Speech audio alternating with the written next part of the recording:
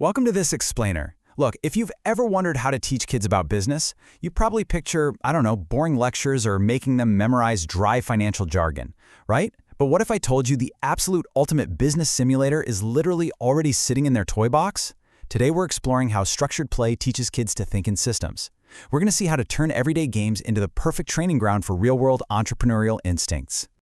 Okay, let's dive into this. Here is our roadmap for today. First, we'll look at games as safe economies. Then, we'll break down the 6 building blocks of entrepreneurship.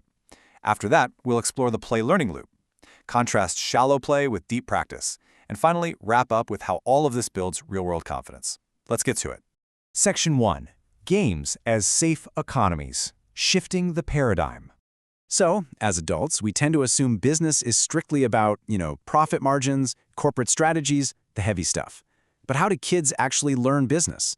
There's a massive gap between adult jargon and how a child actually processes the world. I mean, they definitely don't learn by reading textbooks on supply and demand. They learn through touching, trying, and just doing. And that is exactly why a game is so incredible. Think of it as a safe little economy. Kids make choices, they see the consequences, and they adjust their strategy without the terrifying real-world pressure of losing actual money. It's kind of like running a small stall at a weekend community market. Super low risk, but absolutely incredibly high learning. Section 2. The 6 building blocks. Deconstructing the game. Entrepreneurship is basically a bundle of small thinking patterns, and the very first block is value. Basically, does this help someone enough that they actually want it? Imagine your family is sitting down eating dinner, and one spoon is missing. Suddenly, that one spoon becomes incredibly valuable, right? Because it solves an immediate need. Value is simply making life easier or more enjoyable for someone else. And this brilliantly illustrates our second block, scarcity.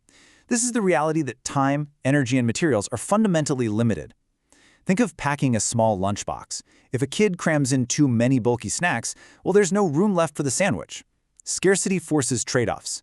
When a game forces a child to decide between, say, saving their tokens or spending them right now, they are answering a deeply entrepreneurial question. Now, once we have value and limited resources, we need exchange. This is value moving between people. And to be totally clear here, this doesn't always mean money. It can be a favor, giving your time, or building trust. Think of a football game.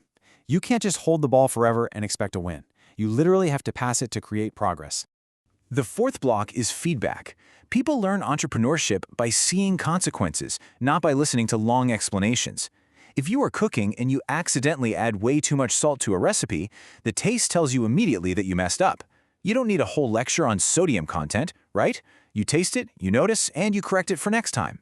A good game does exactly this. It provides an immediate, highly visible result, allowing the child to learn lightning fast. Next up is problem solving. Real business is, well, it's messy. Customers change their minds, plans get interrupted all the time. Memorizing rules? Totally useless here. It's sort of like navigating your house in the dark. If you only memorize one specific path to the kitchen and someone leaves a box in the hallway, you're completely stuck. But if you understand the actual layout, you just find another route. Good games teach kids to find that other route. The final block is people. Ultimately, entrepreneurship is about understanding human behavior. Think about picking out a birthday gift. The absolute perfect gift for your best friend might totally confuse your grandmother. The item itself didn't change, right? The person did. Games actually train children to notice these unique preferences, which really is the bedrock of business. Section 3. The play-learning loop. Repetition builds instinct. Let's move to how kids actually internalize these abstract blocks. It happens through a rhythmic, repeating play-learning loop. A good game creates this exact cycle. The child makes a choice, sees the consequence, notices the result, and adjusts their next choice. It is exactly like learning to balance on a bicycle. You can't just explain balance to a kid. They have to wobble, maybe fall, and correct until it becomes a deeply ingrained feel. Now, when a child cycles through this loop, it might look to us like they're just trading cards or goofing off, but underneath, they are absorbing massive, real-world skills. They're learning attention and prediction. They're practicing delay and negotiation. And above all, they're building the confidence to test an idea out without that paralyzing fear of needing a perfect result on the very first try. Section 4. Shallow play versus deep practice. Evaluating the game. Now, what's really interesting here is the catch. Not all games teach these skills equally. Shallow play relies heavily on random rewards and winning by pure chance, kind of like just rolling dice and moving a piece forward. But deep practice, that requires clear cause and effect. It demands repeated decisions, adapting to feedback, and actual social interaction. A child can totally have fun with both, for sure, but only deep practice builds those transferable entrepreneurial instincts. Section 5. From Play to Confidence. The real shift. When children engage in deep practice, they make a massive shift from acting randomly to acting with calculated intention.